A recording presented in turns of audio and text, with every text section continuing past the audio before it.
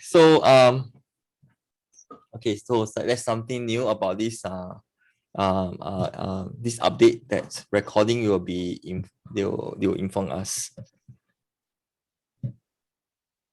Okay, now we come to the session 4 and the last two sessions, and we are going to focus mainly of one family. One family cover 4 generations. All right, so we are from great grandfather to great grandson, 4 generations. And I believe that you realize that the whole entire book of Genesis, there are 50 chapters. First 11 chapters, which cover from the creation from God's perspective to man's perspective. And then to chapter 3, that's where we discover what went wrong to our world because of sin entered into the world. And subsequently, the line began to draw from whether the godly line or the ungodly line, right? So all the way down from Cain and then to Noah, and this was one the big event happened, the flood came, and then to start over again. And then so we continue to see that still have the mankind still have not learned, and they still fall into the pride. They want to reach to tell the world, to tell God that they can do more together, and they can able to challenge that they are capable. So that's where God began to confuse, give them different languages, and they were all scattered all over the earth. So we cover all entire chapter 11, and now that we are looking at the main bulk of Genesis, we cover two-thirds of the book of Genesis, and that also tell us something, that this two-thirds of this Genesis from chapter 12 to 50, which is important to God. And most of us only like to read all the way to chapter 11, and then the rest of it is say, this is just a history, this is just information for us. We usually just skip through or things like that. But it does tell us that what is important, because this main bulk of Genesis, it tells us something that God going to do. And in fact, he already planned to do when he pronounced judgment to Eve. Right? So and that the plan for salvations began to unfold, and all the way down to one for the whole entire creations, and then to the people's group, and now focus on just one family, which cover 2/3 of the book of Genesis. So now we are looking at seven things in this session, 7 things that we're going to cover from Genesis chapter 12 all the way to Genesis chapter 36. The first thing we look at is the God of the universe. In fact, the Old Testament claims that God of the Jews is the God of the universe, the whole universe. In the earlier days, in those days, every nation had its own God. Baal usually worshipped in the region of Mesopotamia, Canaan, in the part of this Middle East. Some pronounce it Isis or Isis, which is the Egyptian god. Egyptian also have their own many idols, and they also adopted kind of half animals, half human, that kind of gods. And one of the also widely worshipped especially in the land of Canaan, Canaanites, they worship Molech, and that don't just only offer sacrifices of small animals, and then eventually they use human being as a sacrifice. Right? So many nations, they have their own god, and religion was strictly national at those days. Right? So and I believe that these are the earlier days, and now interestingly that it resurfaced again, and you begin to see some country begin to have adopting they're advocating their own religions, and politics and religions begin to intertwine, and we are seeing more today. Yeah, so these are things that resurface. Interesting to see all these development, and which I also believe that God has told us, God has message for us for what is happening today.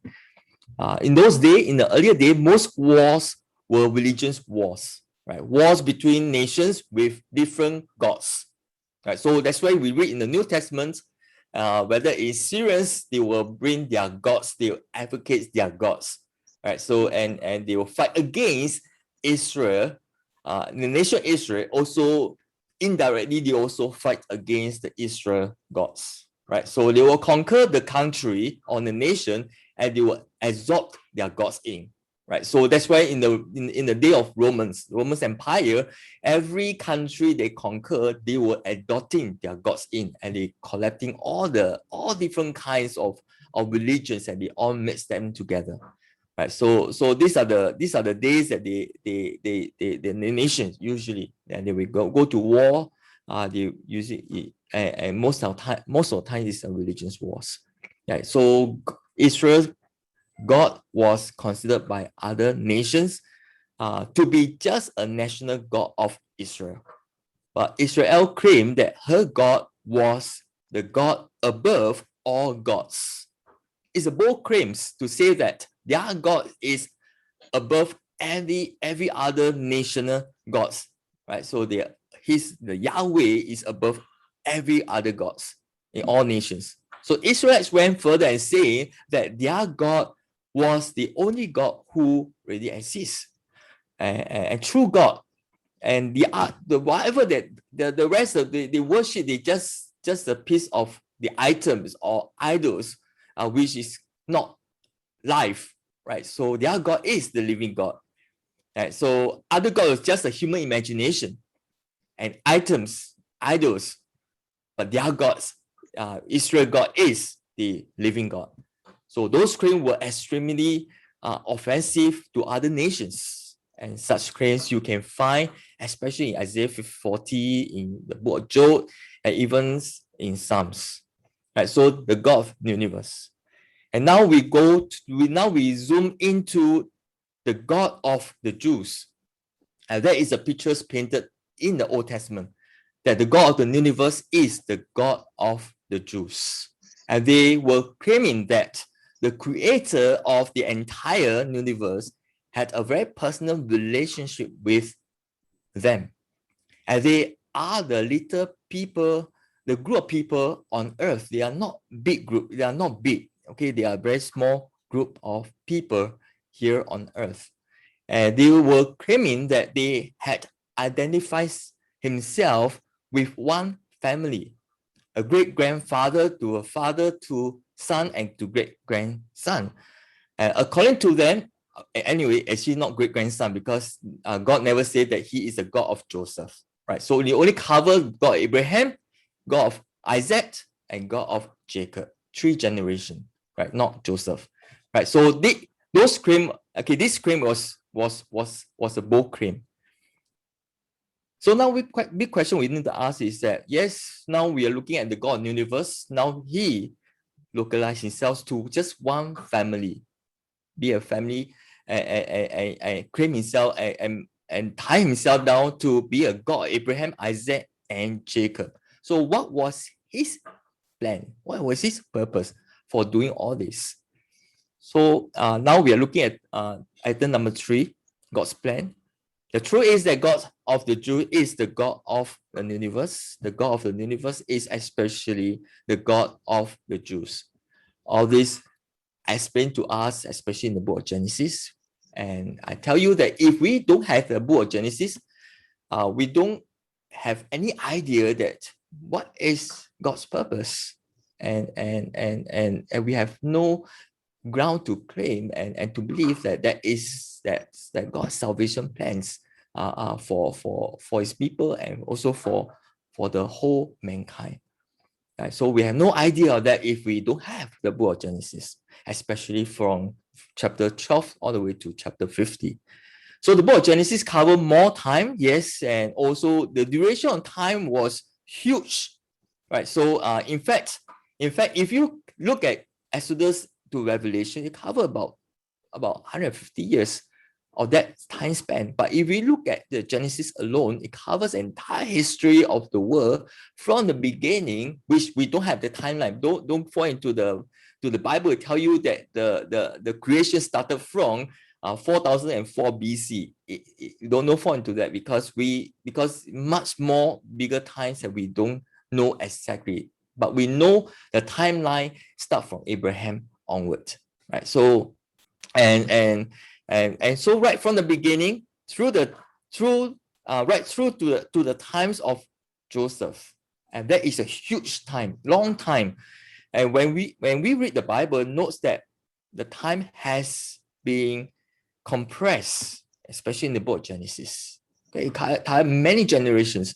So time compressed from chapter 1 to 11, cover from creations of the universe and the earth, and people and nations is only one third of that. 2/3 will cover just a few people, just one family, and just a few people, and 4 generations of that family. And from there, we will have noticed this is what's so important to God and message for us, not just for his own people, but also for us. Right? So I believe that this is a move that which to what we need to looking at the whole world to focus in just one particular family. In God's perspective, this family that he chose is important. And we need to study that. Okay, we not just only just put it aside, just say it's just a history. Abraham nothing to do with us. I don't think so. It does do a lot. It does have a link to us. Right, so they were part of the special line from Steph who called on the name of Yahweh. And so as far as God's concerned, that people who call on him were important than anyone else. And they were the people through whom he could fulfill his plans and purposes. So what is his plan? Our Bible is God's answer, not to our problem, but our Bible is God's answer to his problems. God's problem was what to do with a human race that doesn't want to know him, doesn't want to love him, doesn't want to obey him. By nature, we don't want to know him. We don't want to obey or love him by nature, right? So we have to bring ourselves to that. And so God tried to do what? Try to wipe them out and start over again. So that's what we saw in Genesis chapter 6. But even the father of the righteous random ate in the family, saved through the flood, got drunk, and exposed himself in Genesis chapter 9. And this is to show that human nature has not changed. Okay, so problems still resurface again. Praise to the Lord that God did not give up. Right? If God give up, I think we are all finished. God did not give up. He was concerned about human beings that he had created. Even though, yes, he regretted at time and decided to do very drastic to send the flood, but he's still concerned for us. Right? That's why he had one son, and he enjoyed that son so much that he wanted to have a bigger family, that being part of his family. And that is the whole God's purpose. So he was not going to give up on the problem of mankind. He got to have a solution. And the solution began with one person by the name of Abraham. Let's start with this one person. There are people saying that God is being unfair. Why does he not save Singaporeans? Why not choose Singaporeans? Why choose Abraham and Jews? Choose Singaporeans and then bring the salvation to the whole entire world. Singaporeans are good. They are kiasu, they are kiasi, they are can do kind of things. Why not? Why not Singaporeans? Why the Jews? Why Abraham? But God's rescue program is an offense to many. That's true fact, right? So I like this poem was written by William Norman Ewell, and he stated just one line only, that how odd of God to choose the Jews. Right? So And that's all he did. That's all he wrote there. Then later on, someone read that, and then he add on to what the person, what William Norman wrote. And the next second line is say, but not so odd as those who choose a Jewish God, but to spurns the Jews. Right. So, and that's what I want to talk about in that session, one particular session in Romans chapter 11, as my conclude in this session for study. So just stay tuned with me on that. God's way was to start a plan whereby his son would come as a Jew. That's God's way. And he told the Jews to share his blessing with everyone else. And so he chose the Jews with the intention that all other peoples might know his blessing through them. That is God's intention. That is God's plan. And this is why that he called himself the God of Abraham, Isaac, and Jacob in the Old Testament.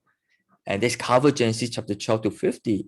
And the story also covered with just 4 persons, and they include Joseph. But next week, the last session, we will look at the life of Joseph and how we can compare or see the link with the character of Jesus. So now we look at these 3 men. They are contrast with their other relatives. Abraham has contrast with his nephew Lot. Isaac, his stepbrother Ishmael, which Isaac in fact is the youngest one. Ishmael was the eldest. And Jacob contrast with his twin brother Esau. They were twin. So the relationship become progressively closer from nephew to stepbrother to twin. And God is telling us that there are still 2 lines running through the human race, godly and ungodly. There'll always be. The stories invite us to line ourselves up with either side, godly line or ungodly line. Right? So there's always a challenge. Which line should we stand with? Are you Abraham or Lot? Or are you Isaac or Ishmael? Or are you Jacob or Esau? And why the big question we also need to, we always passing with this question have been in my mind for quite some time. I ask this question, why did God choose the Jews? Why Abraham? Why Jews? Why, I've been in Israel 2 times, and I also personally work with some of the Israelis engineer. I tell you personally, they are not likable people. Somehow they have, they are not the kind of very friendly.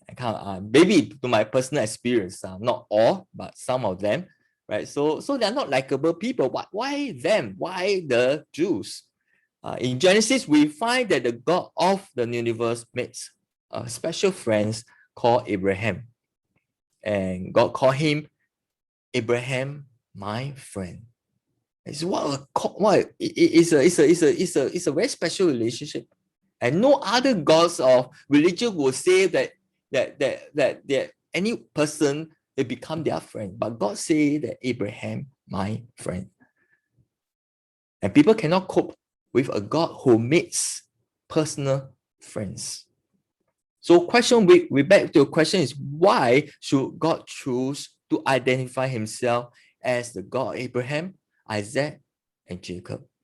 And what's so special about them? What is so special about Jews? Why should they be the chosen people, but not Singaporeans, not us? The answer is simple: God's sovereign choice. That's all. That is what we can have it. God's sovereign choice. In fact, if you look at these 3 men, Bible did not hide anything. Bible tell us about their life, their character. And we know that they have no natural claim on God. It was God who initiated the relationship with them. It is not they are the one who initiated their relationship. God initiated their relationship with them. So they could not claim that the relationship was due to them, due to their lives, their good work, and their good character, their holy people. No, it is not at all, but it is God himself initiated. Right? So in each of the generation, and they have, usually in the Middle East, that the custom that the elder son, the firstborn son will inherit the family wealth, the family possession, from the father by default, right? So, and the inheritance usually pass on to the elder son. But in each generation, God chooses not the elders, but the younger son. He chose Isaac, not Ishmael. He chooses Jacob, not Esau.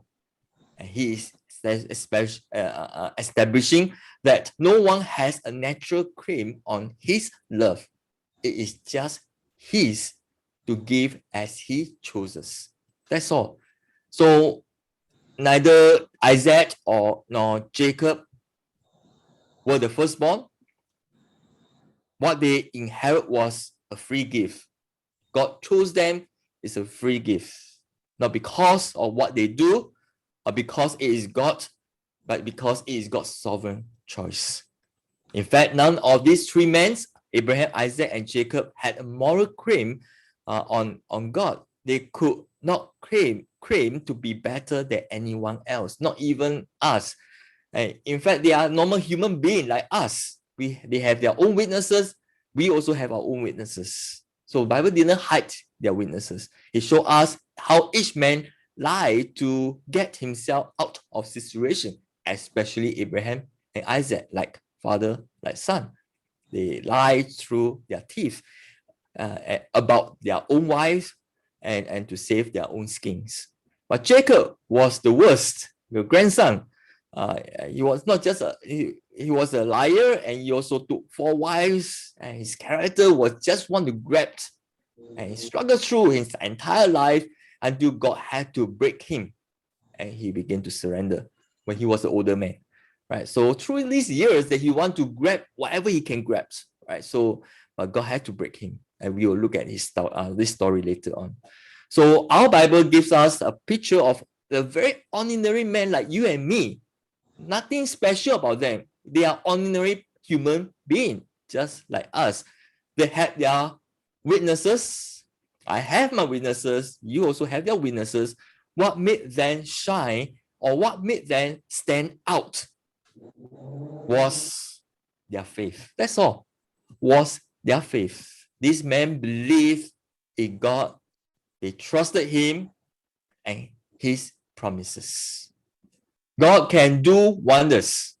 When a person believes, God will rather have believing people than a good people.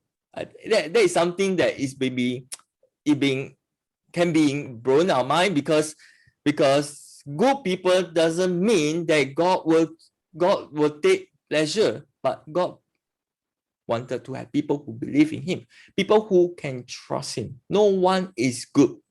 No one is good, but only God himself. So God even said to Abraham that his faith stamped in his book as righteousness. It's very remarkable to say that. That's all Abraham did. He just trusts God. He just believed in him.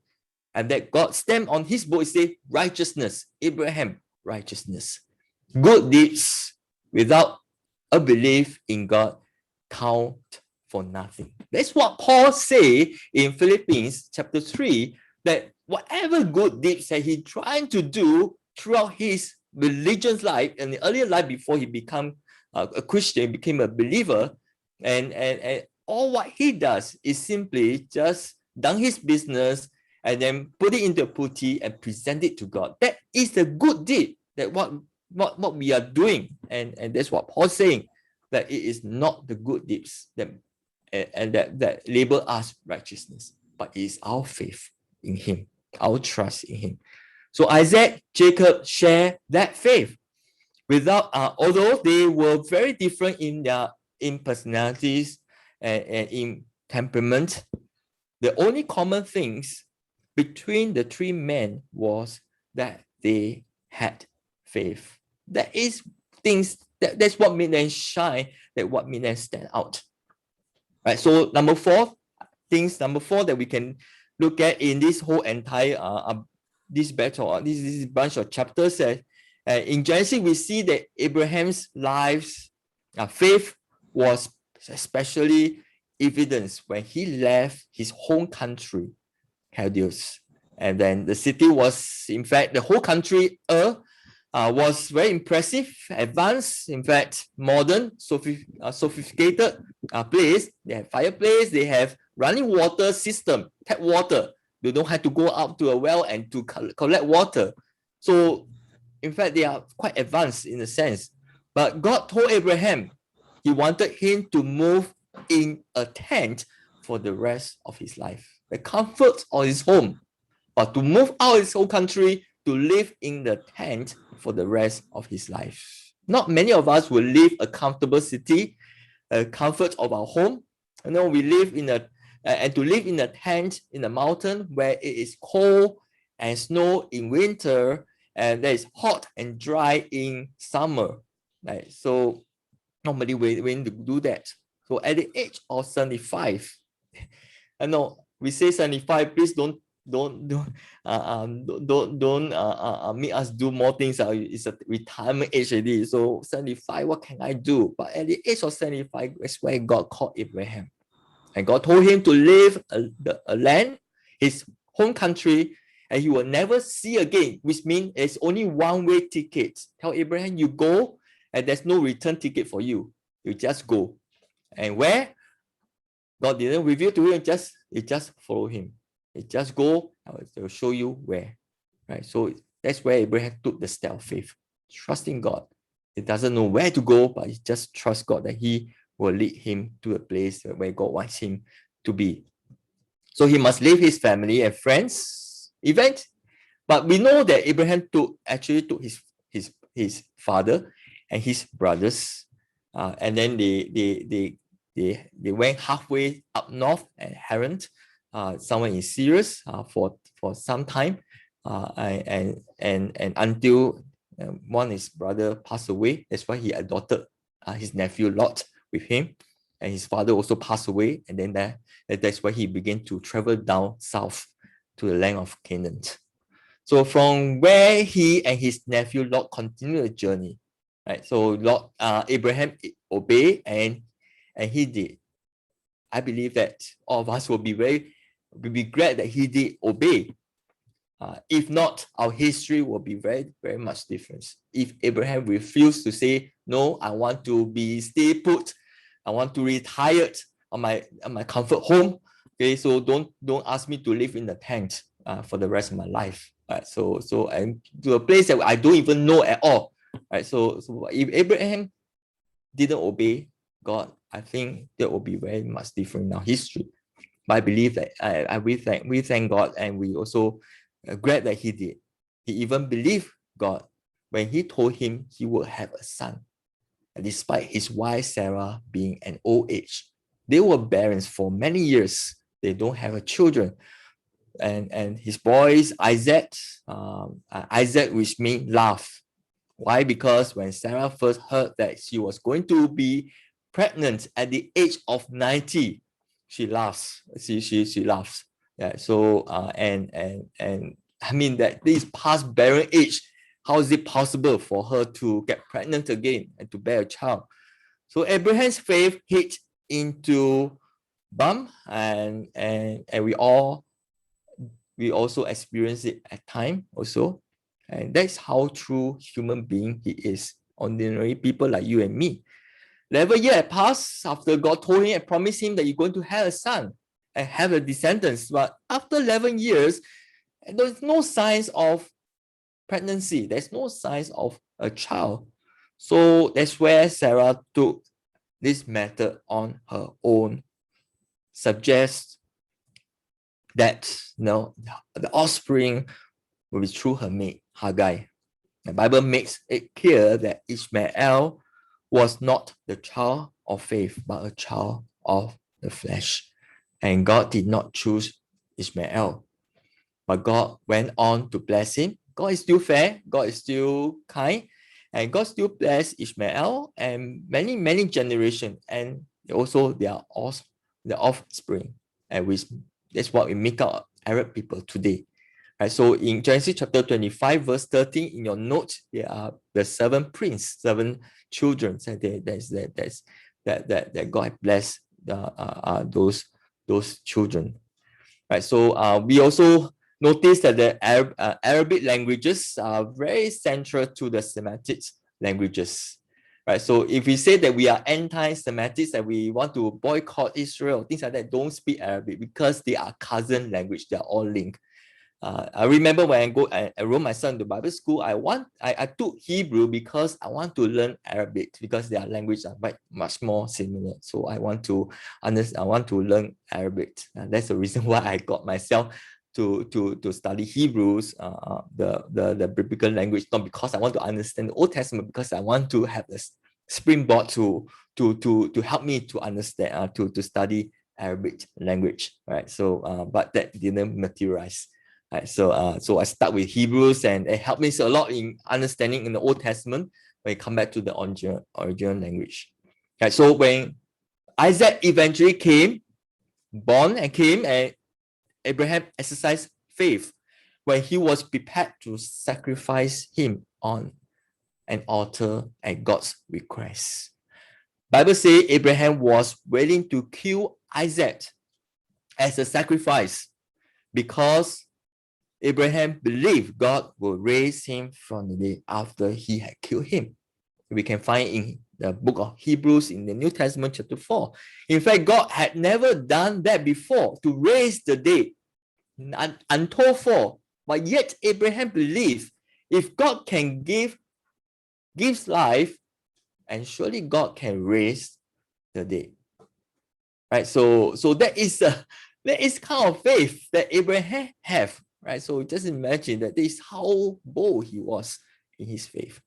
And I remember that I first visited Israel as a tour study in 2015, and it was an eye opener. Everything I read in the Bible came alive. It's somehow that something that you just read through the historical the geographical areas and things like that, and you just read through, but you don't have that kind of imagination. How does it look like until you went there?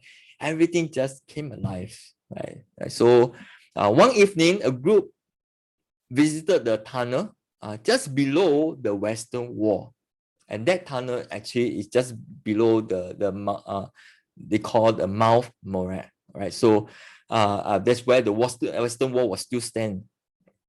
And Rabbi was asked the group, what do you think? He asked this question, what do you think?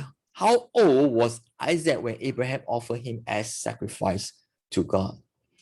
And all of us say, yeah, maybe just a boy, or maybe a preteen, maybe at least 12 years old. This is what our pictures Bible gave us, that he's just a little child. And one of the things that what the rabbis told us, that you guys didn't read your Bible. Right, so if you read the Bible carefully, after the event, they went back, and Sarah, a short time, Sarah passed away. Right, so if you do some calculation, and likely that Isaac was around in the 30s, in the mid 30s. Right, so most of us think that the sacrifice of Isaac, he was at the age of 12, a little boy. No, he was a middle-aged man. Right. So if you examine the text surrounding this event, the day that Abraham brought Isaac to sacrifice, and after that they came home, Sarah was not well, and then she passed on, and she died at the age of 27. So she gave birth to Isaac at the age of 90, and then she passed on at the age of 27. Can you do your math? She was around 37 years old. So Isaac was slightly in his 30s at that time of sacrifice. He could have resisted easily, especially his old man, right? But the Bible tells us that he submitted in faith to his father Abraham, And that's faith. That's what faith Isaac have. Isaac has demonstrates his faith in a very unique way, trusting Abraham's servant to find a wife to him. So these two big events, right? So sacrifice and also find a wife for him. That's Isaac. How about Jacob's? What about his faith? Jacob also had faith. At the start, he has faith only in himself. That's Jacob, his character. He manipulated his father, Isaac, into passing the blessing to him rather than Esau. Right, so that is through the deception. Right, so, and can you imagine how angry Esau was with his twin brother? And you put yourself into Esau's shoe. I say, yeah, I tell you, you will just want to kill your brother. Right, so, but at least it shows that he wanted the blessing. But Esau, Jacob wanted the blessing. Right, but Esau disregard for what would have been his.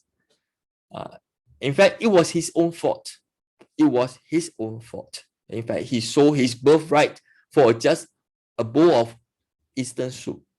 And he just wanted, Esau does tell us a lot about ourselves also, and people that we know, our own self, and our own witnesses, that somehow we want things now rather than wait for God's promise.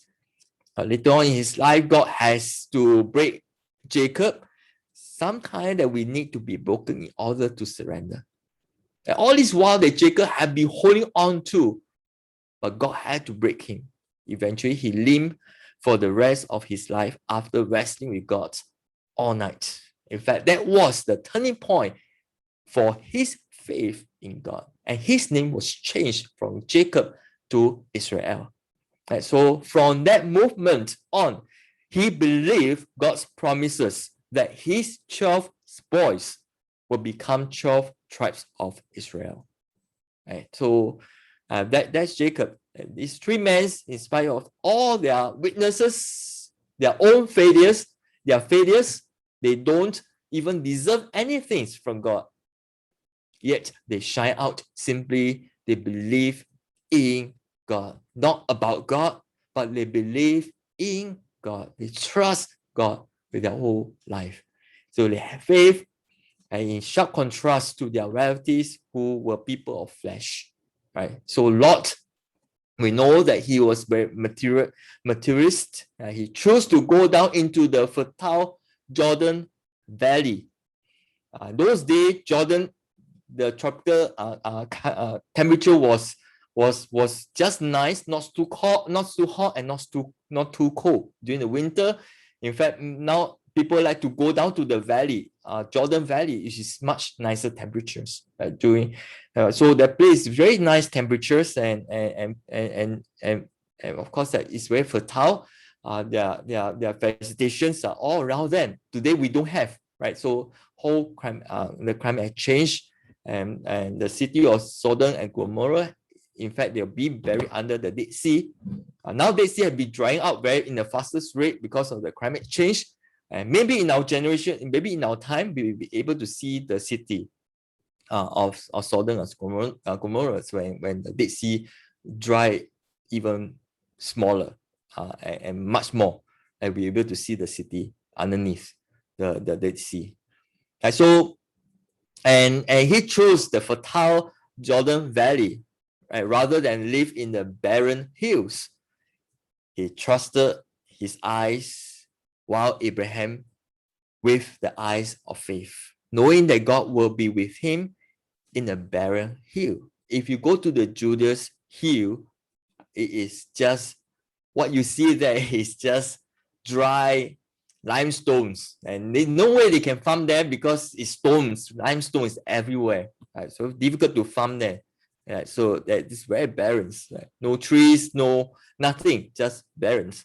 Okay, so Esau, on the other hand, decided that he would rather have a bowl of instant soup than the blessing of his father, and willing to trade in with his birthright. Just imagine that. I know, the Esau that it just want the soup so instantly. and say, I'm hungry until I'll die, in that kind of feeling. So I want the suit now. And Jacob said that, you give me your birthright. And he just went into throw it out of the window. So his own fault. Okay, you can't say, I mean, Jacob has his own way, or get his brothers, but his brother is just throw it out. With disregard of the inheritance that is possible to be given to him, but he will just throw it out, right? So the letter of the Hebrews tell us not to be like Esau, who regretted his bargain and afterwards sought the blessing with tears because he lost it. And yet Hebrews also tell us he doesn't have a genuine repentance. That's Esau. Right? So till today in 2021, now it's the month of May, and also further in the future, there is no Esau but Israel. There's no Esau today but Israel. The last line of Esau was Edomites, was Agrippa number 3. That from that line, you also come from the line from Herod the Great. He was Edomites, that half-breed of not full Jews but half-breed, and he claimed the throne of Israel, to be a king of Israel. And that's why when he was told by the Magi's that the king of the Jews was born in Bethlehem, and just imagine how Herod the Great was determined to get rid of him, because this is what the throne is belonging to Edomites, right? So there's always a tension. There's always a tension. So Agrippa, in fact, lost the opportunity when Paul preached the gospel in the law court. And you can read in Acts chapter 25, 26. From then on, he just faded. He didn't want the gospel. And he just laughed it off and make it a joke. And then he just faded off. And we read the history, he just quietly retirement and just his life just cut off. Nothing. Right. So we don't have Esau today. Right. So we have Israel today. And so the contrast between men of faith and their relatives of faith, of flesh. And that distinction runs through many families today. Fifth things we are looking at is the covenant. So we are going to zoom in at the 3 men in detail. God made a promise to Abraham, on which Christians still rely on. That's why we can't just brush it off. That's not my problem at all. It does have. Right? So I hope that you're aware of that. And God began creation with one man. He began redemption with one man. And we are told that God made a covenant with Abraham, the theme which continues through to Jesus, who institutes a new covenant at the Lord's Supper, or maybe some call it a renewed covenant. A covenant is not a contract. A covenant is not a bargain struck between two parties of equal power and authority. Many years ago, I signed a contract with my contractor after our bargaining of a price of my house renovations, and we agree with the how materials used, price of things like that, and then we sign the contracts. There is contracts, right? So equal power bargaining with that. We communicate the term that is 2 ways, but covenant is only 1 way.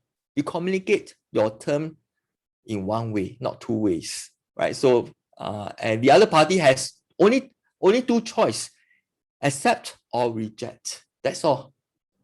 That's term and condition is only one party make, not the 2 parties agree, but one party will make that terms, and the other party will say accept or reject. They cannot bargain. And in fact, that Jacob made the bargain with God at Bethel. We'll come to that, right? So we can't bargain with God. God made the terms, whether you take it or you leave it, right? So they cannot. And in fact, that covenant you cannot change. Either yes or no. When God makes covenants, He keeps them and swears by them. That is God. Marriage is not a contract. I hope that by now you're able to know that our marriage is not a contract. It is covenant. And we say, I do, I will, and then we come together, right? So it's not a contract. So now we come to Abraham. In his promise to Abraham, God repeats the words of intention, I will, 6 times in Genesis chapter 12. Like husband marry a bride, he say, I will. Right? So in fact, the God of the universe married himself to this particular family. And there are 3 promises he gave to them. First, he gave them a place to live. In fact, it is not a big land. It's a very small patch of land. But land is a very strategic place also. And many wars have fought at that land. It's the very center of the world's landmass, especially where Jerusalem situated is. It's the center of the world landmass. That is a place when the road from Africa to Asia and from those days in the down south Abradius to Europe. That is and up north above, just not far away from Jerusalem, there's a little hill. It's artificial hill. It's not the proper hill that formed by itself, but it's artificial hill because that many war have fought, many civilization have built, and then you will just build on top of each other because the whole entire city will just destroy, and next people group comes in and to build another city, and you build on top of that. So it becomes an artificial hill, and that hill called Armageddon in Hebrew, the crossroads of the world, a very strategic place. Saul was killed, and fought the war. King Saul was killed at that place. King Josiah was killed at that place as well. Right, so God said that this is the place that I'm going to give you forever. This small little patch of land, and God said He will give to them forever. Till today, God still fulfill His promise that He is their land. So they hold the title deeds to that place with the signs of their circumcision. Circumcision is not under the Mosaic law. Right? So if you see the whole arguments about circumcision during the Paul's day, it is not under the Mosaic law, but it is Abrahamic covenants. Right? So God gave these title deeds to them, to Abraham and his descendants in Genesis. Now, today, and forever, the land still belonging to Abraham and his descendants. So this promise still stands today. Promise number 2 was to give them descendants. Abraham has only one son, right? So and one son to 2 sons with Esau and Isaac, and Jacob and Esau. Right, so Esau was rejected, and Jacob will continue on with the 12 tribe of 12 sons from the 12 tribe of Israel. So promise that to give them descendants, that there will always be a descendants of Abraham on earth. Jesus, in fact, affirmed that promise too.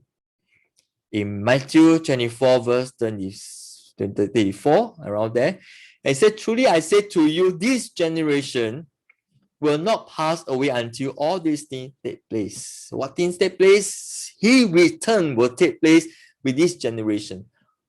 Generation in Greek can be interpreted as the generation of where the people live today, or generation of referring to the race with the people groups, right? So, and I believe that Jesus implied that the Jewish people will still stay on until He return. No matter how we're going to put them into Holocaust, try to wipe them out of the face of the earth, but yet this generation, this race, the Jews will still stand on, and they had the purpose for His return. Right, so that will still stand till today. His descendants will not pass on.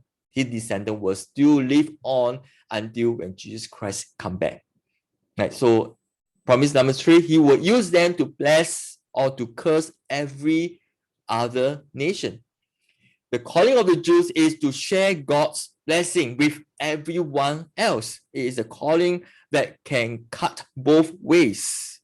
Those who curse you will be cursed. Those who bless you will be blessed. Simple as that. And you realize and you see that the whole entire history, whoever tried to do harm of the people of Israel and the nation would not be able to stand.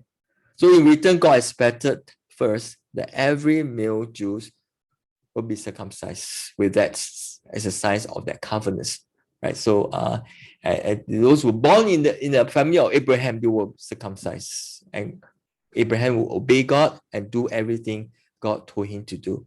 And this covenant is the very heart of the Bible. And God said that I will be your God and you will be my people. And I will share in fact, I will share more at the end of this session, especially when we look at Romans, the book of Romans chapter 11. The ultimate purpose, the purposes of God for the Jews and for the church. Now we look at Isaac. We in fact know very little about Isaac. We know only two big events. The sacrifice that Isaac willing to submit to Abraham, even though he is a young adult in his 30s, and it's easier to resist Abraham, but he submit to Abraham and willing to use his body as an offer sacrifice. And that's faith. And another thing is about Isaac is that he trusted Abraham's servant to find him the wife. Is God's choice, not a man's choice. So that's all we have about Isaac, and nothing very much. But I believe that Isaac has a vital link between Abraham and Jacob. Right, so that is one of the very important part of his role. And how about Jacob? Jacob, when he was born, he was holding the heel of his twin brother Esau. And so he was grabbing right at the beginning. He is a man of just grab. Whatever he wants, he just grab it. He just don't let go. And that is his character. Throughout his life, that you see that he struggles through, he just grab it and just want to let go. So Esau went to live in a place now we know called Petra. I forgot to put in the picture on that. Right, but Petra is a place, is an amazing place that you walk through the narrow the red hill or mountainous, and how amazing that they built their city in on the wall of the mountain. And especially the temples and things like that, they built on the wall inside the mountain. That's Esau, and Esau formed a nation called Edom. Hatred between Ishmaels and Isaac still exists today in the Middle East. Tensions between Arabs and Jews still exist today, but the hatred between Esau and Jacob has disappeared. I mentioned the last Edomites, Herod and his great-grandson is Agrippa III, was the descendants of from their descents from Edomites, but they just disappeared. They no longer have continue with their race on this surface, on the face of the earth, but the Jews still live on till today, right? So Jews Herod known that the king was born. That's why he will just want to get rid, and he kill hundreds of babies in Bethlehem during Christmas, right? So that is Christmas.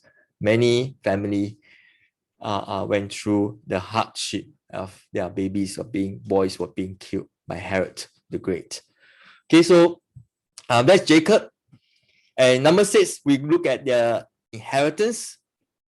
Abraham, Isaac, Jacob all showed their faith, we had mentioned earlier. They each left their sons what they did not actually possess, right, or receive. Abraham said to Isaac that he was leaving him the whole land around them.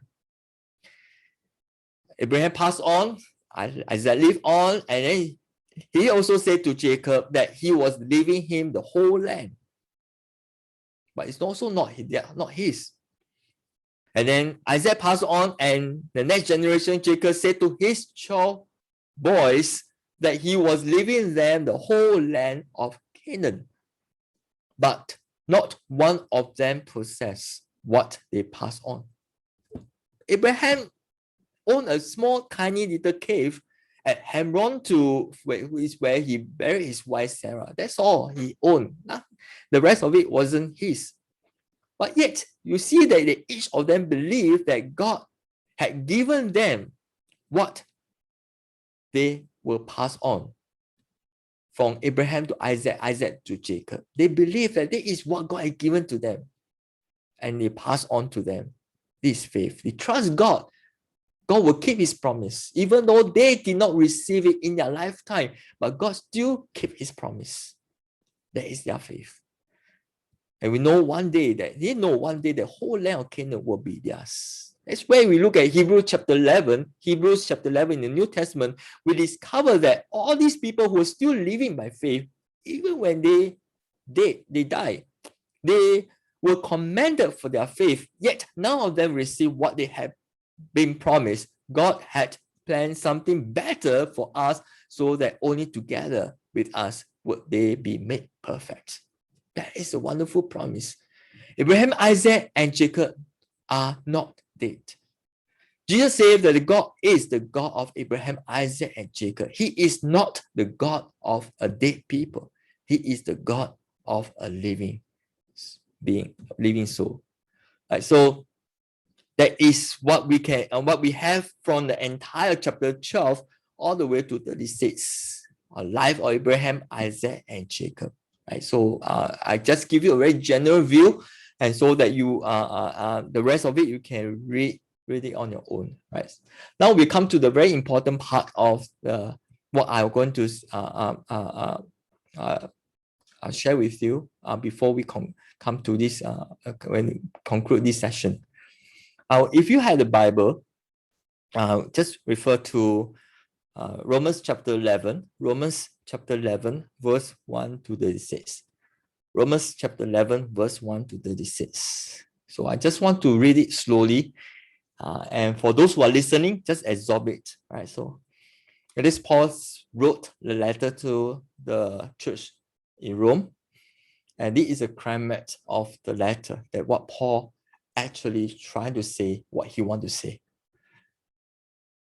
In chapter 11, verse 1, I say then, God has not rejected his people. Has he? Never it, and may it never be. For I am too an Israelite, a descendant of Abraham, of the tribes of Benjamin. God has not rejected his people whom he foreknew. Or do you not know that the scriptures say in the passage about Elijah, that how he pleads with God against Israel? Lord, they had killed your prophets. They had torn down your altars. And I alone am left, and they are seeking my life. But what is the divine response to him? I kept for myself 7,000 men who have not bowed the knee to Baal.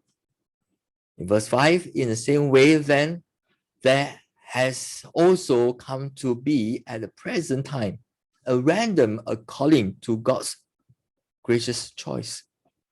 But if it is by grace, it is no longer on the basis of works. Otherwise, grace is no longer grace. What then? What Israel is seeking, it has not obtained. But those who were chosen obtained it, and the rest were hardened, just as it is written. God gave them a spirit of stupor, eyes to see not, ears to hear not, down to this very day. And David said, let their table become a snare and trap, and a stumbling block, and a retribution to them. Let their eyes be darkened to see not, and bend their backs forever. I say then, they did not stumble so as to fall, did they? May it never be. But by their transgression, salvation comes to the Gentiles to make them jealous. Now, if their transgression is riches for the world, and their failure is riches for the Gentiles, how much more will their fulfillment be? But I am speaking to you who are Gentiles, as much as that then as I am apostles of Gentiles. I magnify my ministry, if somehow I might move to jealousies my fellow countrymen and to save some of them. But for if the rejection is the reconciliation of the world, what will their acceptance be but life from the dead? If the first piece of dough is holy, the lump is also. But if the root is holy, the branches are too. But if some of the branches were broken off, and you, being a wild olive, were grafted in among them and became partaker with them of the rich root of the olive tree, do not be arrogant toward the branches. But if you are arrogant, remember that it is not you who support the root, but the root supports you. You will say then, branches were broken off so that I might be drafted in. Quite right. They were broken off for their unbelief, but you stand by your faith. Do not be considered, but fear. For if God did not spare the natural branches, and he will not spare you either. Behold then the kindness and the severities of God, who to those who fell, the severity, but to you, God's kindness, if you continue in his kindness. Otherwise, you also will be cut off. And they also, if they do not continue in their unbelief, will be grafted in. For God is able to graft them in again. For if you were cut off from what is by nature a wild olive tree, and were grafted contrary to nature into a cultivated olive tree, how much more will these, who are the natural branches, be grafted into their own olive tree? For I do not want you, brethren, to be uninformed of this mystery, so that you will not be wise in your own estimation, that a partial hardening has happened to Israel until the fullness of the Gentiles has come in. And so all Israel will be saved, just as it is written. The deliverer will come from Zion. He will remove ungodliness from Jacob. And this is my covenant with them when I take away their sins. From the standpoint of the gospel, they were enemies for your sake. But from the standpoint of God's choice, they are beloved for the sake of the fathers. For the gifts and the calling of God's irrevocable.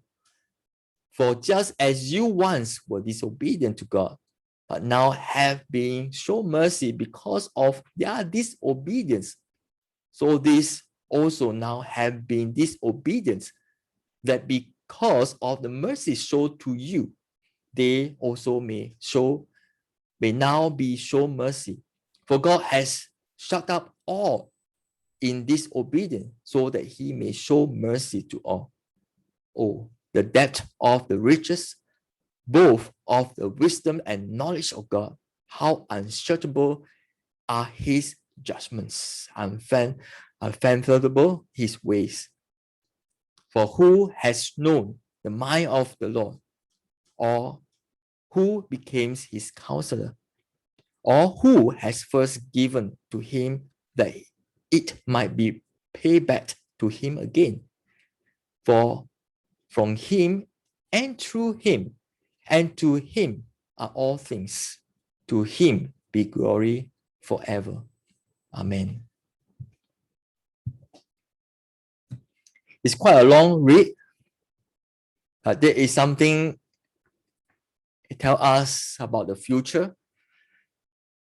And like I entitled number 7, which is safe in the future. Right, so that slide that you can look at, you can put out in your notes, safe in the future. So there are seven truths in those in this whole entire chapter, which I'm going to share with you. But before that, I just want to let you know that for centuries, church accused the Jews of killing Jesus. For many years, in fact, it was Gentiles who did the actual killing, Pontius Pilate and Romans.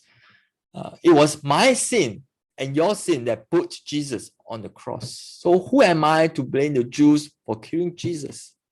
The church never thought like that. For many years, the histories of the church anti-Semitism over 2,000 years in horrible history. And the first preaching against the Jews when the church got power under Constantine, when the church began to legalize the church from underground for the first 300 years, now become a legal religion and become a religion of the Romans and empires. So they got the power, but then the church began to close synagogues, and they made Jews wear yellow stars. They did all sorts of things and shut them up in the slums. And in fact, it's being done by the church. Our reformer, thank God for him. If not, the last 500 years, we are still living in the era of the Dark Ages, because of Martin Luther's, right? And he preaches the just shall live by faith. But Martin Luther also has his own faults. He was one of the worst. At first, he thought that if he preached a simple gospel to the Jews, they will respond.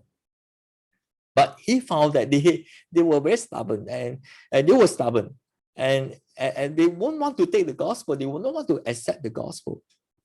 So he turned against them. And Martin Luther preached a sermon that was an appeal to the Germany to get rid of the Jews. And what he said in his sermon, he said, burn the synagogues down, destroys their booths, banish the rabbis, and take away their passport. And in fact, he died just a few days later. And that was the final sermon he ever preached. I tell you, during the World War II, Adolf Hitler was the one who said he fulfilled what Martin Luther couldn't do and what he did to the Jews. Right. So to this day, as Lutheran Church of Germany is largely their largest anti-Semitism. And they believe in replacement theology. Church has replaced Israel. That's what they believe in. The church has taken their place and that God has rejected his ancient people. So now we need to come back to the question, this where Paul, the central of this whole entire message in Romans, say, has God rejected his people, the Jewish people? So 11 truths that I just want to share with you in your notes you have. You can refer that. Truth number 1, God has not rejected his people. That's why Paul began with a question, had God rejected the Jews? He said, look at the Jews. Look at him. God has not rejected them. Never. Later in the chapter, they say, had the Jews fallen beyond hope? And Paul replied, never. He asked the question, he answered himself. That's what Paul, and that's Paul himself. So he asked those questions, he answered himself. Right? And will they never recover? And Paul answered his own question, also say, never. And he used the word never or never be is a very strong Greek word. All right, so in our English word, we don't feel the impact. But you refer back to the original language. It was a very strong word, never be. Right? Can they be replaced? And Paul say, never. Right? So he answered his own question. And God is still hanging on to the Jewish people till today. And Paul said, look at him, look at me. I am a Jew and still a Jew from the seed of Abraham of the tribe of Benjamin. Paul had been hostile to the believer, the Messiah, to the believer, to people who claim Jesus is the Messiah. And in fact, he was so end times Christians that he went to imprison them. To those who call on Jesus is Lord. And in fact, that he said that all these teaching, the Christian teaching, are all heresies, the Jewish heresy to worship a man. So and he also became an end-time Christian missionary, living in own country in Tarsus, and go all the way down to arrest to other places, even to the Syrians, to arrest any Christians and imprison them. Drag them all the way back to Jerusalem and imprison them. And he said that Jesus had held on him. God held on to the remnant all the time. A small group of people who responded. That never was a time when God did not have his Israel. Yes, it got smaller, it shrank at times, but the real Israel of God, who trusted and obeyed God. So the truth number one is that God rejected his people, the Jews? Never. Truth number two is that God always kept the random. Paul let's look at their past. God always kept the random. That's why he quoted the prophet Elijah. Elijah was challenged by the prophet Baal. They had the contest at Mount Carmel, and he won the contest. He challenged them, and he won the contest. Fire came down and burned the sacrifice from heaven. And he fled for his life from Jezebel, who was angry. Just imagine one angry woman enough to turn that brave prophet into coward. And he ran away. And on his journey, he had a conversation with God. I said, God, you wanted the people on earth. I'm only one left. I'm the only one true Israel. And God told Elijah, his mathematics has a bit not correct. And he still had got 7,000 faithful. He still has 7,000 with him. So God still has a random. Even entire nations have fallen away. They chose to compromise, but God still has his random. People still be true, choose to be faithful to him. And that is where God gave them extra faith to which they responded to God. And that's where God kept them safe. Grace is not irresistible force. It is not a force that we can't resist it. Let's go against the Calvinism teaching. But if we understand our Bible, that biblical grace is that it is undeserved favor that God gave. We can choose to say no to God. All right, so it's not the point that you say we have no choice, but I have to accept it. No, we can choose to say no to God.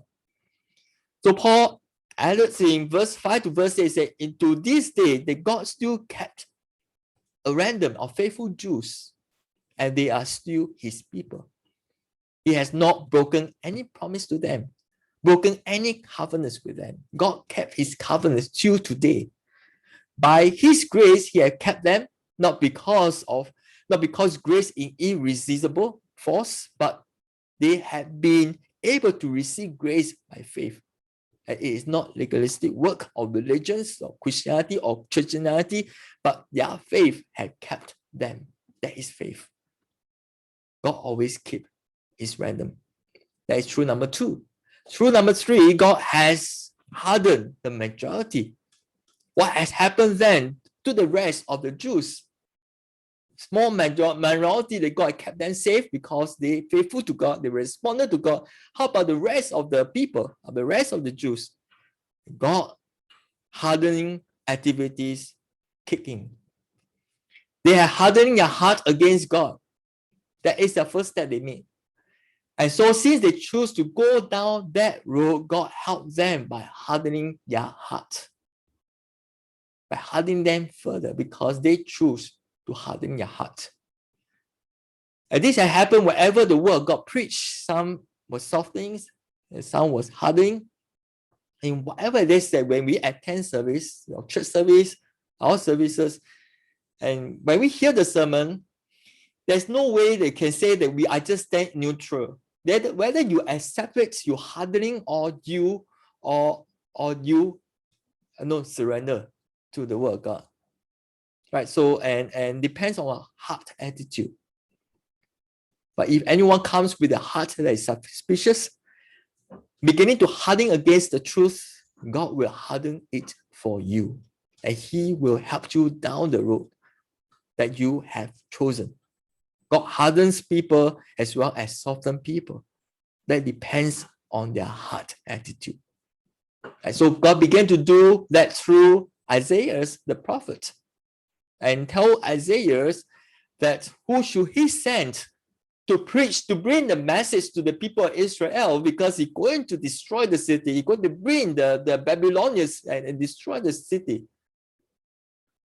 And when Isaiah here at the conference, he said, "Here I am. Lord sent me. I want to be part of it." And that's where Isaiah said, "I'm the man on the unclean lips," and these are the story. You read it. But one thing is that interesting part is that no, we only stop on that story. But if we read on, it tells Isaiah that whatever you preach, no, you will not get any converts. The more that you preach, the more the people hardening their heart. And then Isaiah asked, "How long?"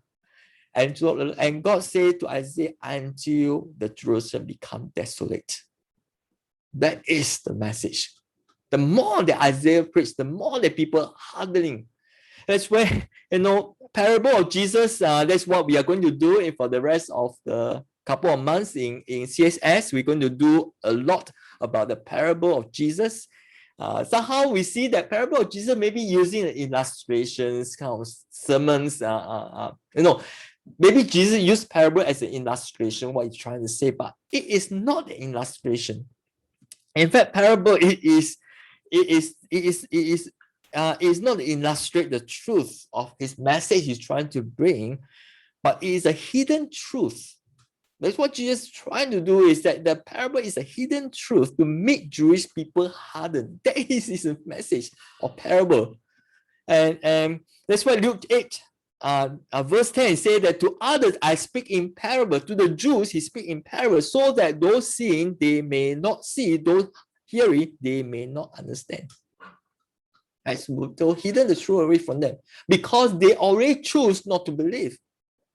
They want to see the miracle, but their heart was so hardened, they do not want to accept the message. And that's why Jesus used the parable to harden their heart. So it was part of the hardening process of God, and the parables of kingdom hardening the Jews further. Paul discovered it, the hardening process. It had the side effects. It made them more resistant. So when Jews hardened their heart against God, he helped them to harden further. And therefore, he quoted the Old Testament. Paul said that they are stupefied in their thinking. They cannot receive what you say. It's just at the day of Isaiah. No one can, the people could not just receive what Isaiah preached. And it just, they'll just sink in, down and down and down. So God has hardening the majority who choose to hardening. Right? They took the first step, and that's where God helped them, hardening them. Truth number 4, God's salvation sent to the Gentiles. And that's what happened in the past. The remnant has been held, and the rest has been hardening. There are two conclusions you must not come to. Right? Two conclusions that most of the Christians or churches in fact fell into, but we should not come to that conclusion. Number 1, you must not conclude that God cannot still use them. Since that they already draw the line, they see they already decided to harden their heart. No, God still use them. So so God still use them. So you cannot say that God cannot use them. God still use them. Number 2 is that you must not conclude that God cannot change event. That's where you read down the letter, the chapter, you realize that God still can do something on them, that we're going to see later. So how did he use the hardening Jews? Those majority of them, how did God going to use them? Paul said that if the Jews were not hardened, we Gentiles will not have received the gospel so quickly. The Jews rejected the gospel and it came to Gentiles. We should be actually very thankful for the Jews for their rejecting it, because we got the gospel by their rejection. Everywhere Paul went and preached first to the Jews, if you read the book of Acts, you realize that every synagogue he go to, he will preach to the Jews first. But because they reject the gospel, they reject the message, and it's where Paul bring the message, the gospel to the Gentiles, and they receive it. And we are the result today.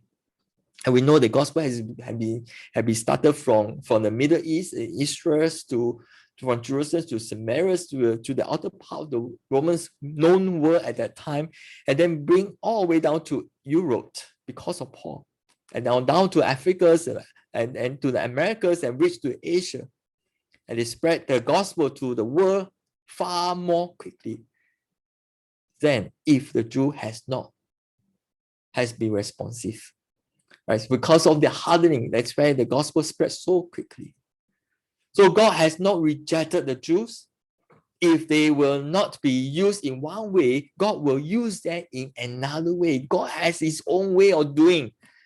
Oh, that is the message. God is God. He has promised to use them as a light to the nation. If they rejected in that way that is supposed to be, bring the light to the Gentile, to the world, that because they rejected his son, because they rejected the message, God used them in another way. But because they hardened them, the gospel bring out to the Jew, to the Gentile, to bless all families on the earth.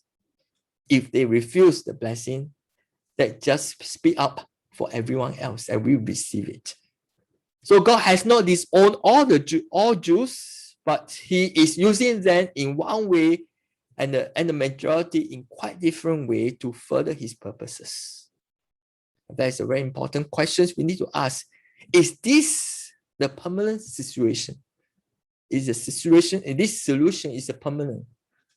From now on, in this passage, Paul is concentrating on unbelieving Jews, the majority of them, what God's plan for them, what is his purpose for them, by rejecting his son, by rejecting the gospel.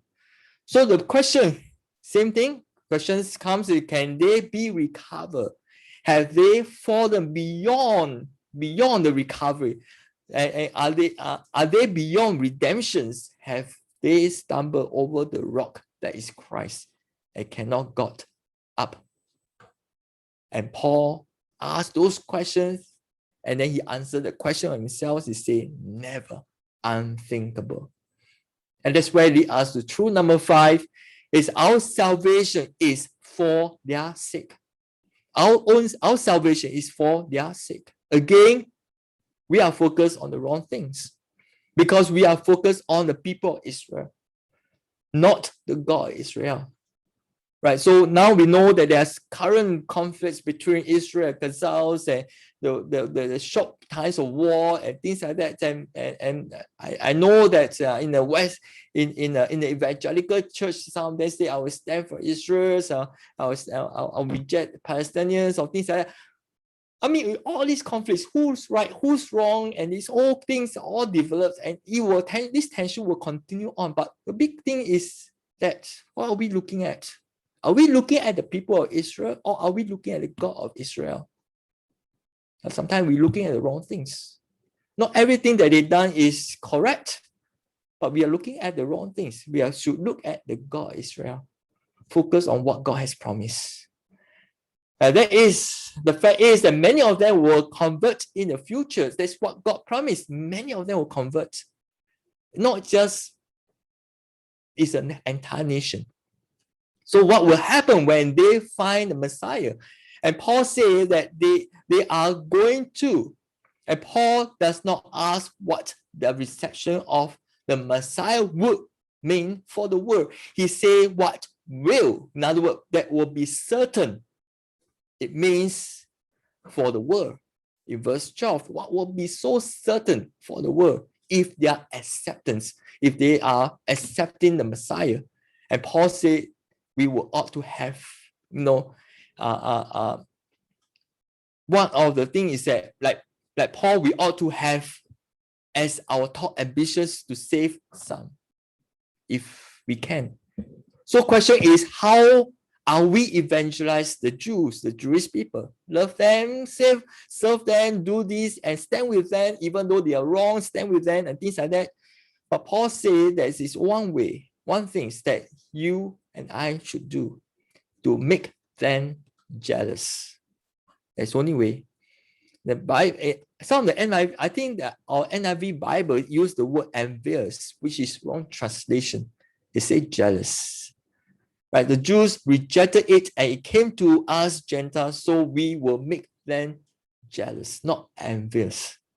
There's a difference between envious, envying, or jealousy. Envying is bad things. Jealous is the good things. If I meet someone whose wife I find attractive, I might be envious. Something is not mine. I wanted it. I envious. But if someone run away with my wife, and I will be jealous because she belonged to me, right? So that is a difference, envious and jealous. So being jealous is being jealous of something that is mine that someone else has got.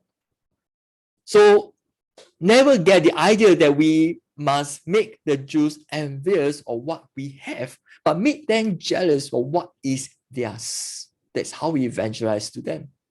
And so don't talk about my Savior, talk about your Savior, your Messiahs, your scriptures, right? All theirs. We have it because of them, right? And we found it because of them.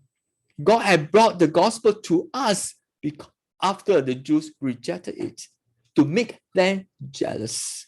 And that is the missionary method with the Jews. And when they resent you having what is theirs, that is their resurrection. And that was Paul's method. And that's what Paul trying to tell us, that because of we being saved, and they also bring jealousies to them in hope that they will come back to God. So that's true number 5. True number 6 is that saved Jews has so much more to give to the world than saved Gentile. And the Jews are called to be blessed, all families on earth, to be the light of all nations. That is their call.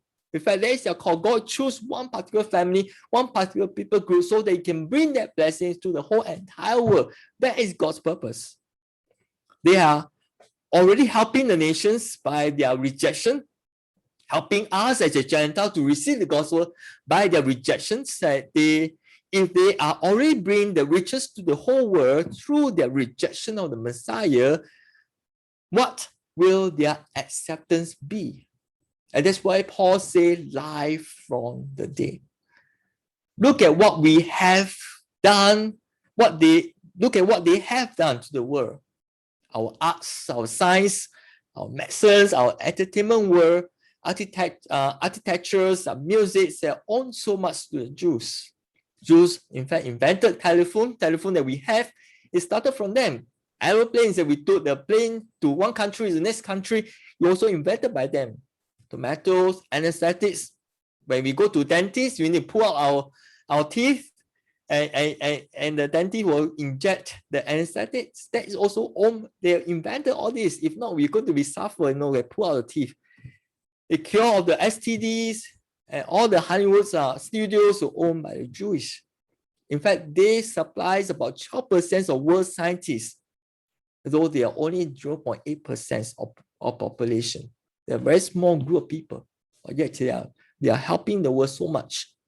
So sometimes I always find it funny is that people will say boycott Israel. So I just wondering, are you sure what you're asking?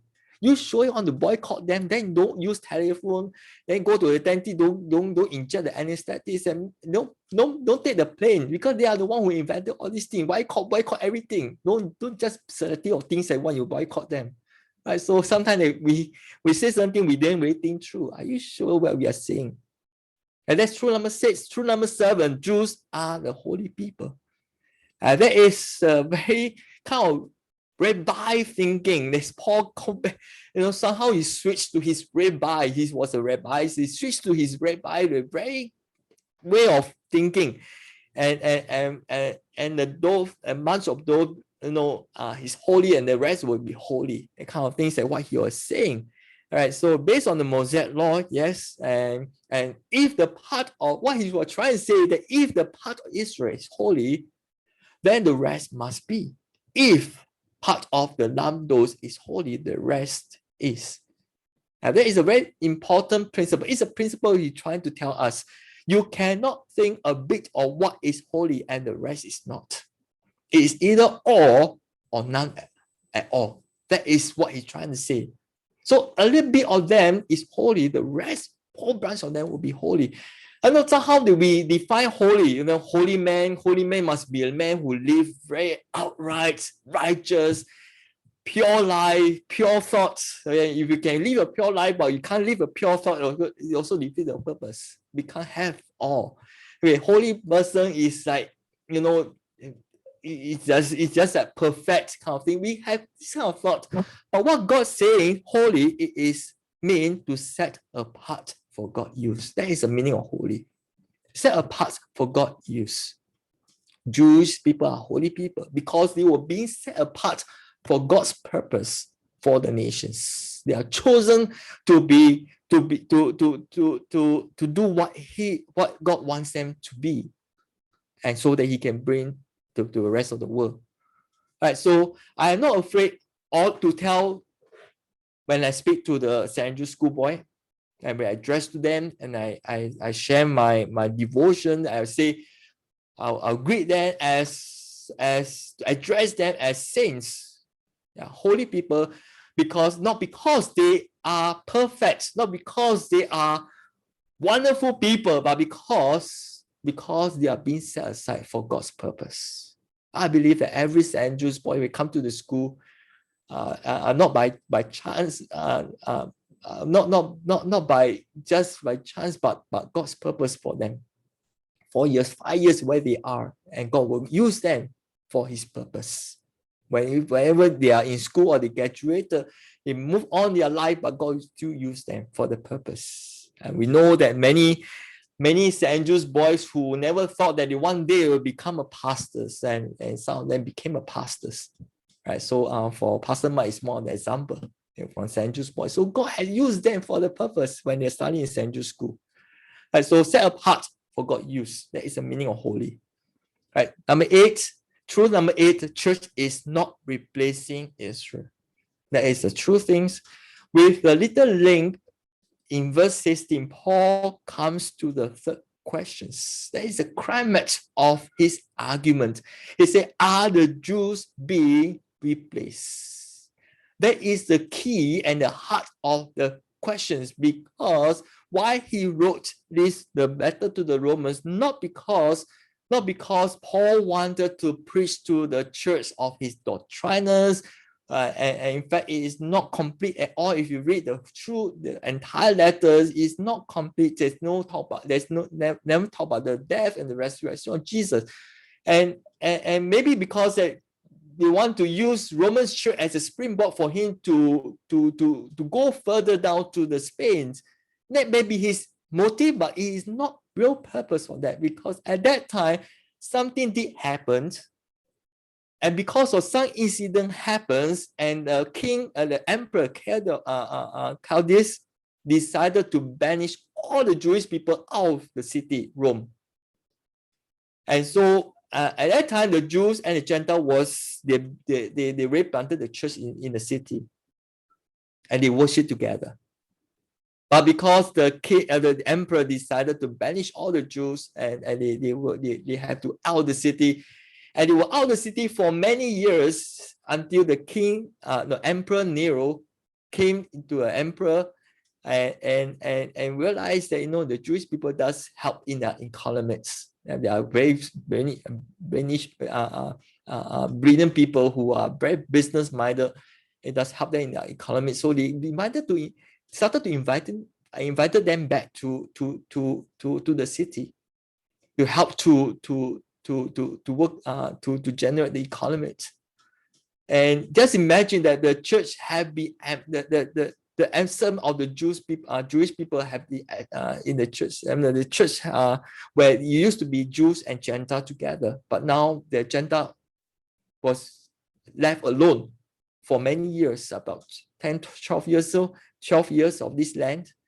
And so when the Jews came back, they find it harder to integrate in, because at that time the church began to think and say that God has replaced Israel with the Gentile church.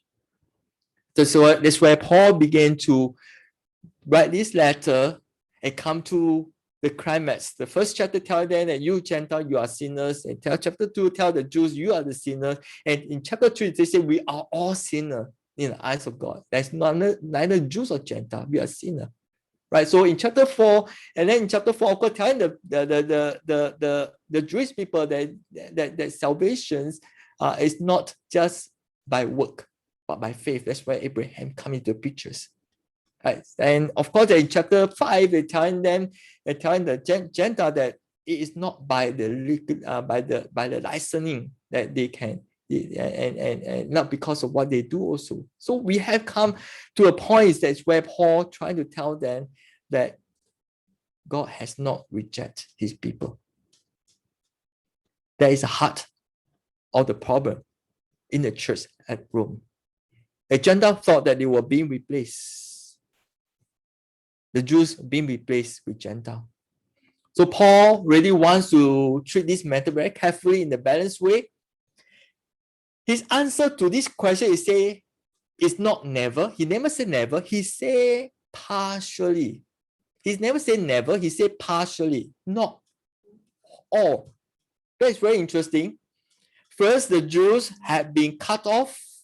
Jewish branches were not pruned, but being chopped off from their own olive tree. The reason why they were chopped off because even after being redeemed as God's people, they fell into unbelief. And because of their unbelief, they are being chopped off.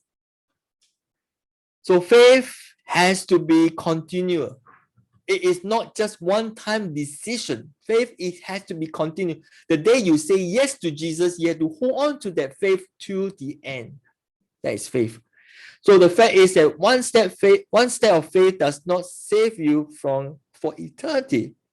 You have to continue on with your relationship with Jesus.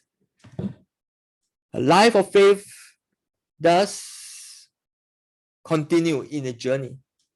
So what do I mean is that it is not the faith you start with, it is the faith that you finish with, that save you. Not all the Jews' branches were cut off. The olive tree is still always there, right? So and have Jewish branches in it, and Gentile branches from the wild olive being drafted in among the Jewish branch. That's what Paul said. Because some branches be cut off because of their unbelief, then that's where God bring in the wild olive branch, which is referring to the Gentile, drafted into the main tree to replace those branches being cut off. So Paul said, trying to say that they are partial replacement, not all. They are partial replacement because there are still other Jewish branches are still around. So Gentiles being drafted in, they are partial replacement. So stop thinking about replacement. That's what Paul trying to say. It is only partial replacement or some of the branches, not all the branches. And Paul said that it is not the actual result that some wild olive branches are being drafted in, even though they are not really fit in because they are unnatural. So example that we are organ transplants. So some people have to take some medication to prevent the rejection because the body take it as a foreign object. It's not part of theirs. They're not the DNA from the same DNA kind of things. So that while olive branch be branches in or be drafted in, it is not natural, right? So I had to, but among the other Jewish branches, the Jewish trees, the trunks with the roots is still stand. But the wild olive branch be drafted in, referring to Gentile. That also leads us to truth number 9. Jews can be drafted in again. That is a true message of what Paul trying to say. The situation can reverse. Paul said the Gentile branches can be cut off again. How? Because of their unbelief, because they did not continue with their faith. And that wild olive branch will cut off. And God will bring in the Jewish branch back. Right? So anyone who did not continue in the kindness of God, they will be cut off. A Jewish branch could be drafted in your place. It is much easier for God to get the Jew grafted in than the wild branches, Gentiles, because the Jewish branch is naturally fit in. So naturally, when you draft in the shoot from the same root, it stands much better chance of growing in. But you take out from others, it will not be able to grow. Right? Those who do planting, you understand what I'm saying. If not, then you do some experiment. And so you realize that how all these nature things can use it as an argument. It's a mind blowing. They try to understand all this. So when the Jews come to Christ, it fits them well quickly. They just have it all. It is their tree, it is their root, and they will keep us humble rather than be arrogant. That's what Paul saying, that you Gentiles, don't be arrogant, be humble, because you can be cut off if you have not continued on with your faith. You can be replaced as well. And so that is truth number 9. Truth number 10 is that God will draft the whole nation back. Not just an individual of them, but the whole nation. That leads us to a 4th question. Will they be restored? And Paul has already hinted concerning what the reception means.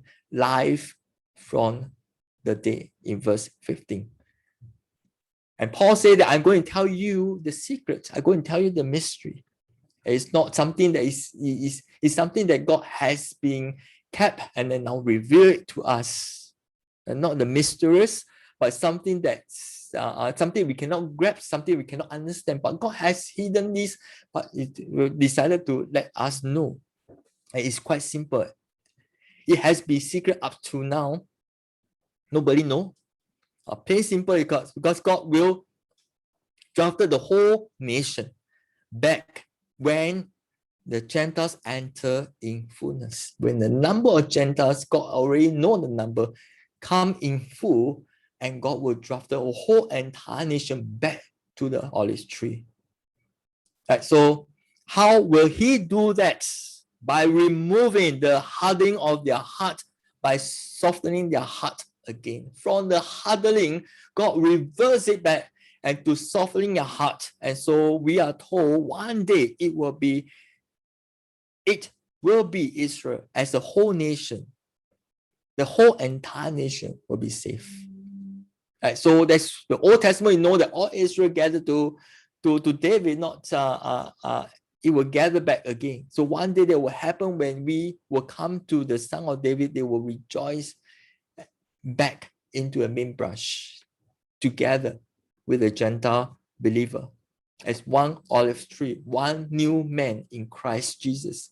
And that is the meaning of word save there. It does promise they will be saved from their enemies. Not just that, but more than that. But God promised that they will save them from their sin by trusting His Son as their Messiah. One day, God will show mercy to them by softening their hearts. God will do it when He sent Jesus, who is coming back again.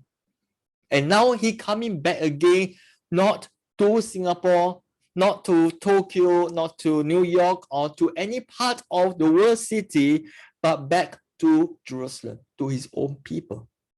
And they will see him again, and they will wept as an only son, and what the scriptures say. And they will realize that what they have been doing for last 2,000 years, wasted last 2,000 years. 2,000 years ago, they accepted him. They will not wasted so much time. Stumbling over the rock that was meant to be the rock on which they stood. And they will repent as a nation. And that is the promise in Romans chapter 11. And last truth, the truth number 11, our salvation of the salvation of the Jews and the Gentiles are interlinked. Right? That's how we begin to see the whole things, the whole secrets begin to reveal. So that's why Paul finishes by saying, do you see then that the salvation of the Jews and the Gentiles are interlinked? In verse 30 to verse 32. The rejection of the Jews brought God's mercy to the Gentiles, to you and to me. God's mercy coming to the Gentiles will make the Jews jealous, so that to get them back in, and it will, and concerning our salvations, it will get back to the Jews. And concerning our salvation, at one point, God actually said that it is for the sake of the Jews. For our salvation, the Gentile church, for our salvation, it is for the sake of the Jews. He is saving us, Gentiles, so that he can save them. And now you begin to see that it's interlinked. Our salvation and Jewish salvation all interlinked. Romans speak about our futures, that the Jews and Gentiles are interlinked. Our futures, that we are all heading to for a city with a Jewish name, with 24 Jewish name inscribed on the foundations, in the walls and the gates of the huge city, not the current city, but the new Jerusalem, as big as the moon, fit into the moon. If the moon is hollow, that is how big it is. Right, so and we are going to be one people. There's no distinction between Jews and Gentiles, but one new humanity, one new race, one new man. New Jerusalem, which God has already building it, and it will reveal one day, and it will come down to the new physical earth and fusion between heaven and earth. And this is who God has intertwined the story of the Jews and the story of the Gentiles together. Our future is with the Jews and our destiny is theirs. We are all interlocked, and it is so overwhelming, Paul, to see how God is working all this out in history from the day of Genesis, when he pronounced that one day that the woman's seed, offspring, will crash on the serpent's head, and to what he are making sure there's one family with these 3 generations, that God tie himself down to these 3 men, and then now to the future of the Jewish people and the Gentile church.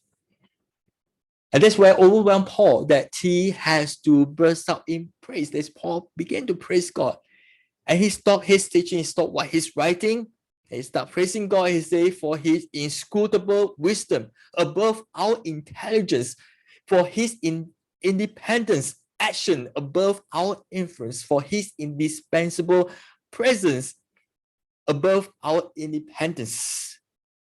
And he said in the last verse, for from him and through him and to him are all things. To him be the glory forever. Amen.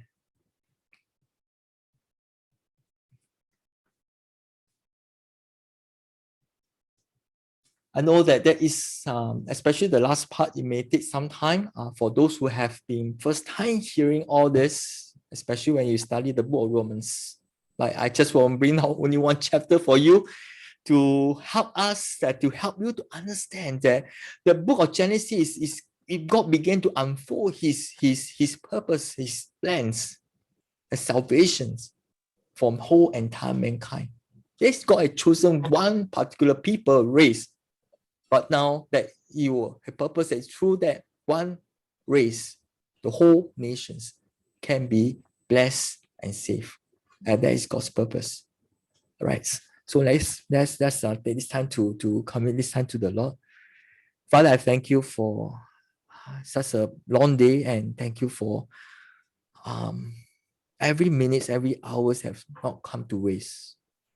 And we are so excited to begin to understand more, right at the beginning of Genesis, and showing us the whole purpose, the whole salvation plan. And not just we individual as Gentile or the Jews, but we are all interlinked. So thank you for that.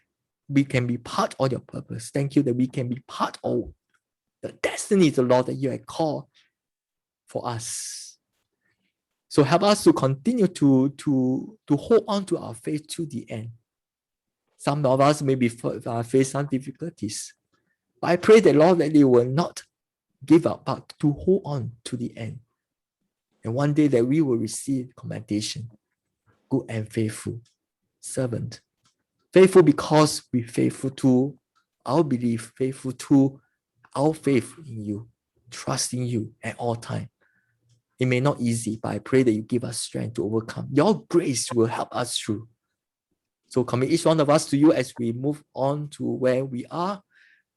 I pray that, Lord, that you help us have even prepare our heart to receive your word tomorrow as we attend our services online. Thank you, Lord. In Jesus' name we pray. Amen.